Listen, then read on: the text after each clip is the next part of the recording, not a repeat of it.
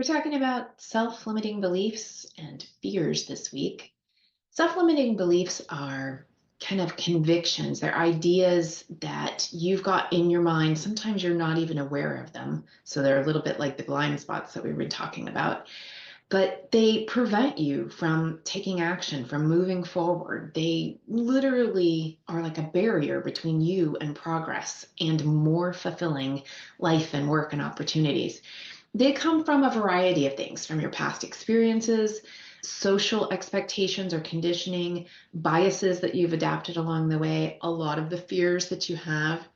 It's in your brain and you might not even know that it's there. It's in your behavior and you might not even notice it's there. And so it's one of those things that you have to take time and actually look at yourself, identify when are you stopping yourself from doing something, when you're telling yourself you can't do that or you could never do that. I met up with a friend a few days back, someone that I used to manage. They were part of my team, but I had worked with her for a long time, so I consider her a colleague.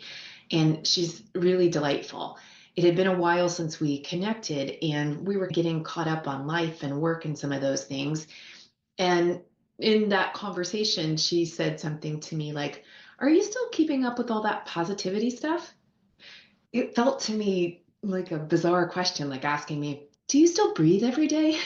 Because I actively work to experience life through a lens of positivity and gratitude, and I had to work at that. It's become just part of me and who I am and how life is for me. And so the thought of, do I still do that? Do I still practice that? Just surprised me a little bit. What it also pointed out to me is that without my influence or maybe my insistence from the time that I led and managed her, she didn't have that in her life as much. She was not practicing, actively working on a positive mindset.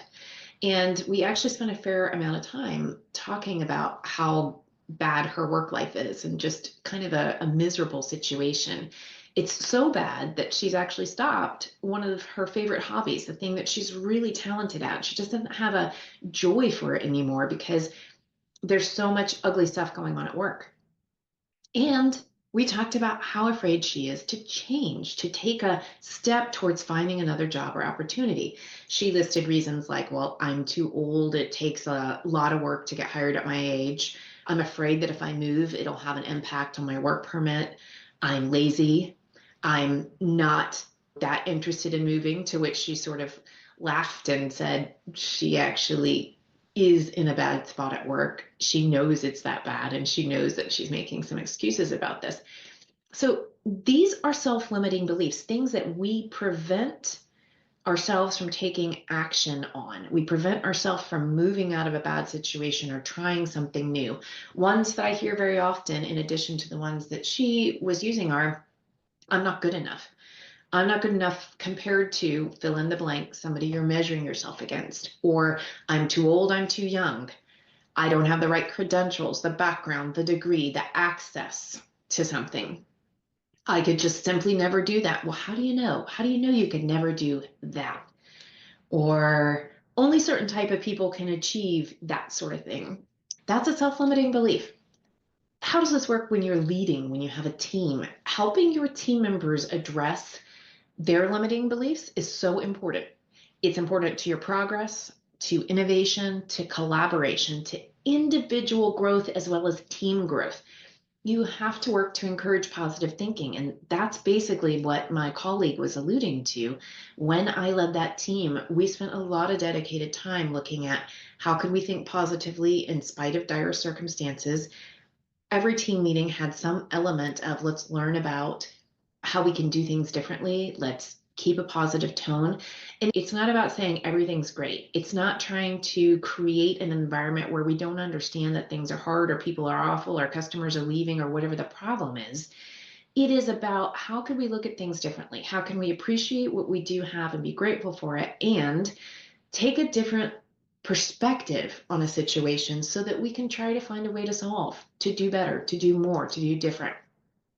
When you need to achieve something at work, when you need your team to really lean in and embrace it, you've got to help them overcome their self-limiting beliefs and take a different perspective on things, to take a positive perspective. You've got to constantly work to build up and combat low morale, to try to move negative energies out of the workplace and out of the team. Particularly when things aren't going well, it's harder, way harder to do this, but it's so important at that time. You've got to challenge limiting beliefs at the individual and the collective level. Things that I repeatedly see teams bring to me is, we don't do it that way, or we've always done it this other way, and that's just the way it is. That's why we're stuck in this rut. Or we're not supposed to do something that way. We've been told not to. Well, let's go talk to the people who told you not to and figure out what we can do differently. Like, where are the limits that we can stretch? My least favorite one is, we've tried that before and it didn't work. Great. Let's see if we can try it a different way this time. When you are leading teams, these types of examples, these sort of roadblocks are going to come up all the time. I'll give you a couple more examples and then questions that you can ask to try to help move people forward, try to get them past the limiting belief. One example is, I can't make that revenue goal. I've never made more than X amount of revenue before. Okay, how might you change that? Why are others able to do that but not you? What steps can we try? What can you do differently? Do we need to take a small goal here? Instead of looking at the big revenue goal, can you make incremental progress towards it?